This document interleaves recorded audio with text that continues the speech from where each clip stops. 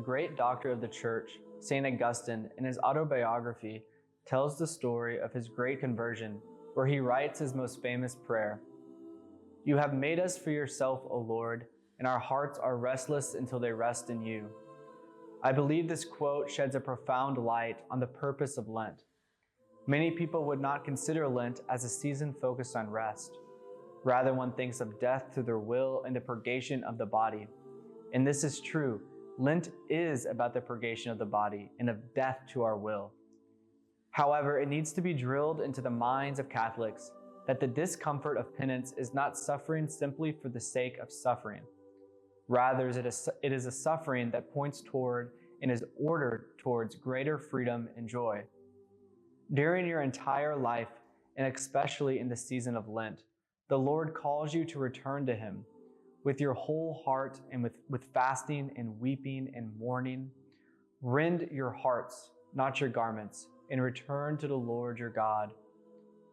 The Lord wants our hearts to be His own, but we must give our hearts over to Him by denying ourselves of what we love and rending our hearts.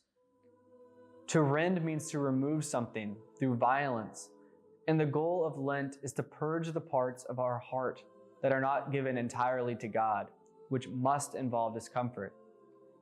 It is evident that our hearts are attached to many things other than God and often in conflict with God, that our hearts are disordered, and that we search for fulfillment in things that are worthless and empty.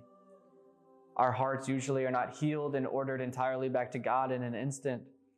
But just as we slowly give our hearts more and more to idols and pleasures, the purification of our hearts is a steady process where our disordered loves have to be denied over and over again, and we have to choose God over and over again, so that our hearts may be truly devoted entirely to God.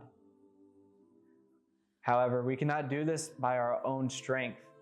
We need grace, which is why Lent is not simply about penance, but about praying and almsgiving, which inflames our will with the love of God and neighbor, and gives us motivation to stay faithful and generous in our acts of self-denial. With all this, I encourage you this Lent to search for the rest that St. Augustine experienced and can only be found in a union of our heart with God's. May God bless you.